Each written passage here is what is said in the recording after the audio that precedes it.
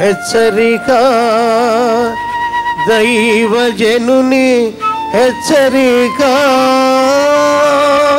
ఎవరికి శ్రమ, ఎవరికి దుఃఖము, ఎవరికి జగడములు, ఎవరికి చింత, ఎవరికి హేతువు లేని గాయములు, ప్రార్థన చేయువారికే కదా.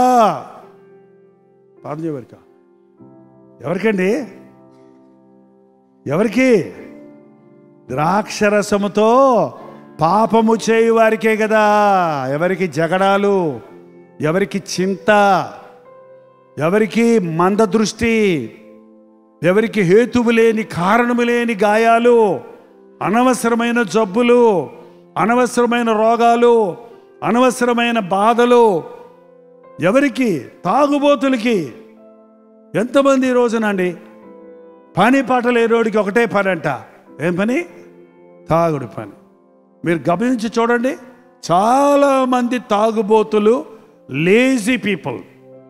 ఉద్యోగం లేదు కాబట్టి మన యవనస్తులు త్రాగుడు వంటి ధూమపానానికి, మద్యపానానికి, డ్రగ్స్కి అడిక్ట్ అయిపోతున్నారు. ఉద్యోగం చేసినవాడికి బిజీగా ఉంటాడు, ఇంకో ఆలోచన చేయడానికి టైం ఉండదు వాడికి. కనీసం తిని కూర్చున్నోడికి, ఏ పని లేనోడికి, భార్య కష్టపడి సంపాదిస్తుంటే కొంతమంది భర్తలకి ఏం పని లేదు. వాళ్ళకి ఏం ఉద్యోగం చేస్తారంటే మా భార్య చేస్తుందని అంటారు. మళ్ళీ పైగా ఏంటండి, భార్య చేస్తే నువ్వు చేయవయ్యా, ఉద్యోగం పురుష లక్షణం అన్నది అన్నారు పెద్దలు. అదేంటో భార్య సంపాదిస్తుంటే కూర్చొని తినే భర్తలు ఎక్కువైపోయారు. ఇంకా ఇక్కడ డబ్బులు పంపించబడి దుబాయ్ పంపిస్తారంట భార్యని సంపాదించుకురమ్మని. ఇది ఇంకా అన్యాయం. ఏంటండి, నా భార్యను దుబాయ్ పంపించానండి డబ్బులు ఉద్యోగం కోసం, ఉత్తరం రాయటం లేదండి అన్నాడు. ఇంకెందుకు ఉత్తరం రాస్తావా? ఇంకెందుకు ఉత్తరం రాస్తా అండి? ఇదే పిచ్చోడా? ఎవడైనా తన ఇంటి వారిని సంరక్షించని ఎడలా వాడు అవిశ్వాసి కంటే చెడ్డవాడు. భార్య సంపాదిస్తే తాగుచ్చునే భర్తలు చాలామంది ఉన్నారు. గాయలలో పోని సమాధానం ఉందా? భార్య కష్టపడుతుందనే కృతజ్ఞత ఉండదు. అట్లాంటి వాడికి మళ్ళీ వచ్చి ఆమెనే కొడతాడు, మళ్ళీ వచ్చి ఆమెనే బాధ పెడతాడు, మళ్ళీ వచ్చి ఆ ఇంట్లో శ్రమలు, జగడాలు, గొడవలు, దెబ్బలాటలు, రోగాలు. తాగుబోతోడు అనగానే రోగాల పుట్ట. తాగుబోతోడు వెళ్ళి పరీక్ష చేయించుకోమనండి, వాడికి లేని రోగం ఉండదు. ఇక ఒకరోజు 2 రోజులు అయితే వేరే సంగతి. తాగుడుకు బానిసలైనోడు ఆ అరికాలు, నడి నెత్తి నుండి అరికాలు వరకు ప్రతి అవయవం పాడైపోద్ది. హార్ట్ అటాక్ వస్తుంది, లంగ్స్ పాడైపోతాయి, కిడ్నీస్ పాడైపోతాయి, లివర్ పాడైపోద్ది.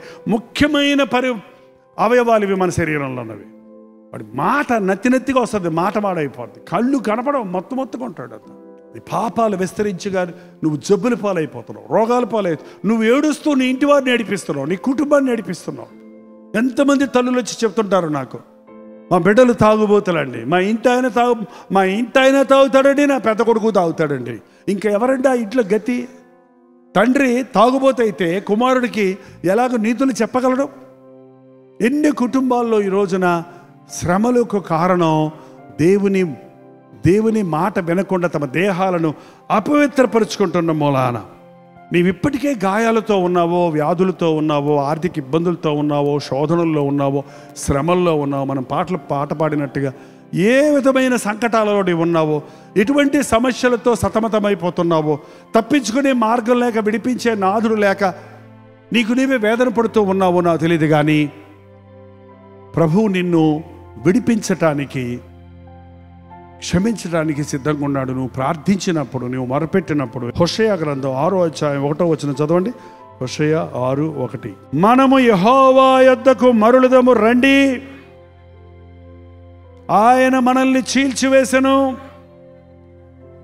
ఆయనే మనలను స్వస్థపరచుదు. నువ్వు ఏ బాధలో ఉన్నా, ఏ సంకటంలో ఉన్నా, ఏ స్థితిలో ఉన్నా, ఎంతగా నీ కుటుంబం కూలిపోయి ఉన్నా, నీ శరీరం పాడైపోయి ఉన్నా, నీవు దురభ్యాసాలకు, వ్యసనాలకు బానిసమైపోయి ఉన్నా, నీవు ఎటువంటి కృంగిన స్థితిలో, బాధలలో ఉన్నా, ఆయన దగ్గరకు మరలుకో.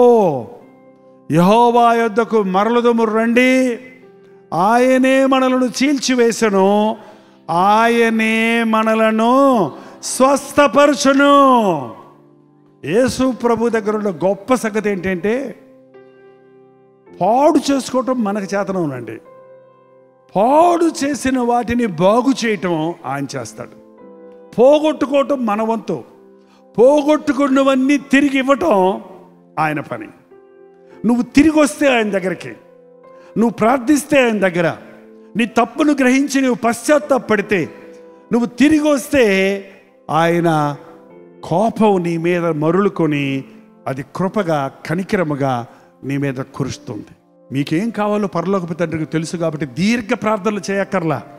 ప్రభు నన్ను జ్ఞాపకం చేసుకో, ప్రభు నీ కృప నాకు దయచేయి, నీ కృపను పొందకుండా, నీ ప్రేమను పొందకుండా ఉన్న ఆటంకాలు ఏమైనా ఉన్నాయేమో, నా దోషాలు, నా అతిక్రమాలు నాకు తెలియజేయి అన్నట్టు చిన్న ప్రార్థన చేశాడు యోబు. 2 అంతల ఆశీర్వాదము పొందాడు. దేవుడు కూడా మనకి అలాంటి కార్యాలు చేయను గాక. ప్రార్థన.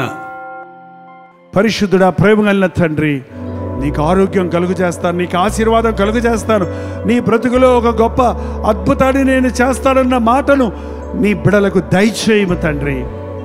భార్యాభర్తల మధ్య సాతాను జొరబడి ఏ కుటుంబాల్లో కలహాలతో, భేదాలతో, విభేదాలతో ఉన్నారో అట్టి కుటుంబాలను క్రీస్తు నామములో ఐక్యపరుచుచున్నాము తండ్రి.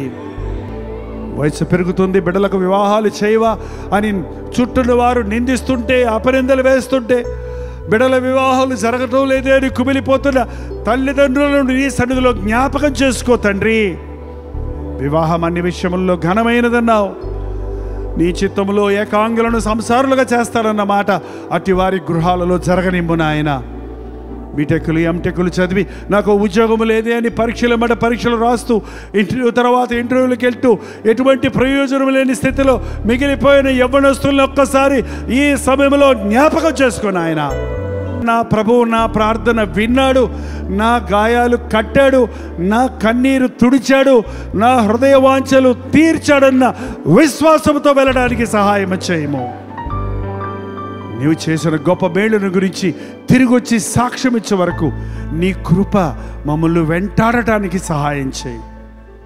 ఏమున్నా లేకున్నా నీ కృప మాకుంటే చాలు అన్న ఆశ, ఆ కృప కొరకు వేడుకొని విశ్వాసము మాకు దయచేయి తండ్రి. యేసు క్రీస్తు నామములో అడుగుచున్నాము తండ్రి, ఆమేన్.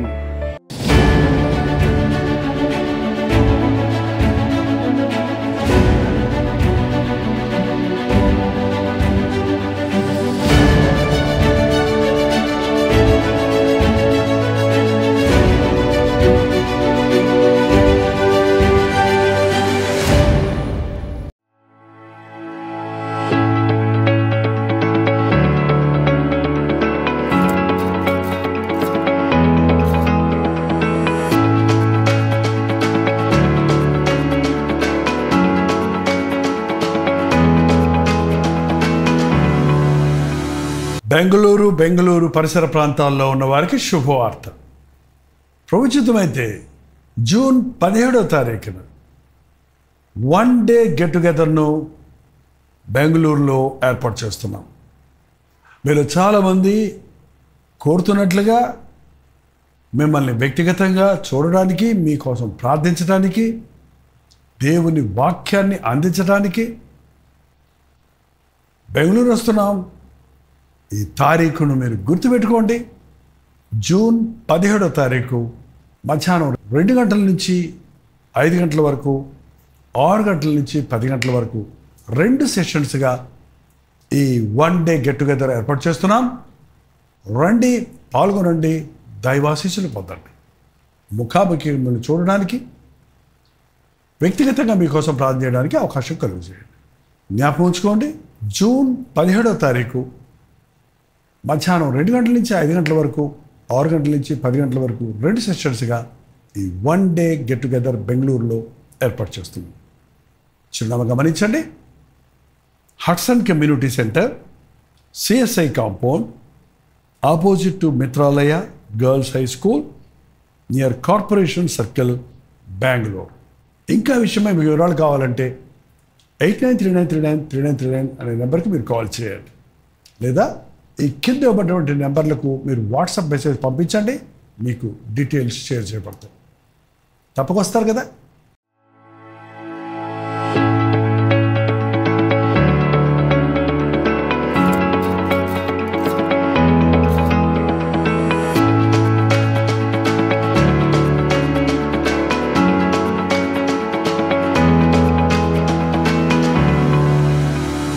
మీరు వెల్లుడి, మీరు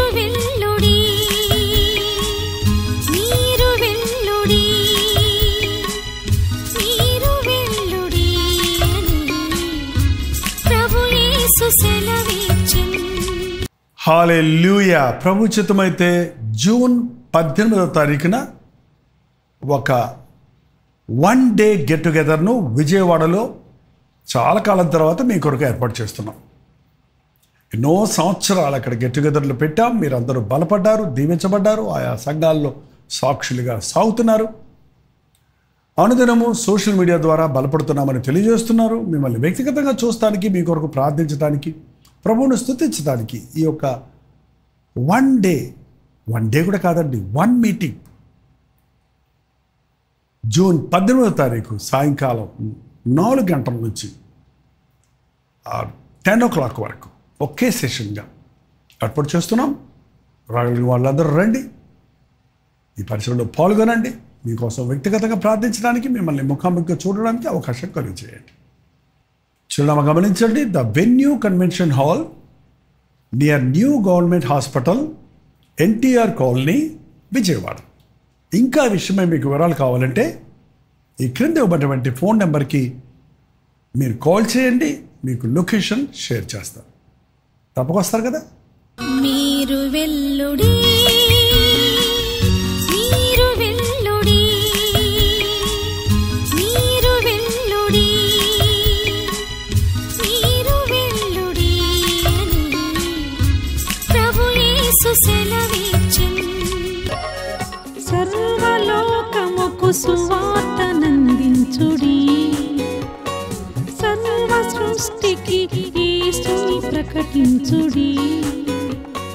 సర్వలోకముకు సువార్తనందించుడి, సర్వ సృష్టికి యేసుని ప్రకటించుడి. హల్లెలూయా. తణుకు పరిసర ప్రాంతాల్లో ఉన్న వారికి శుభవార్త. తణుకులో ఒక గెట్ టుగెదర్ ఏర్పాటు చేయడానికి మీలో అనేకులు ఎప్పటి నుంచి అడుగుతున్నారు. ప్రభు చిత్తములో ప్రార్థించి ఇదిగో జూన్ 19వ తారీఖు బుధవారం మధ్యాహ్నం 2 గంటల నుంచి 5 గంటల వరకు, 6 గంటల నుంచి 10 గంటల వరకు 2 సెషన్స్గా ఈ 1 day get together BVR function హాల్లో ఏర్పాటు చేస్తున్నాం. చిరునామా గమనించండి.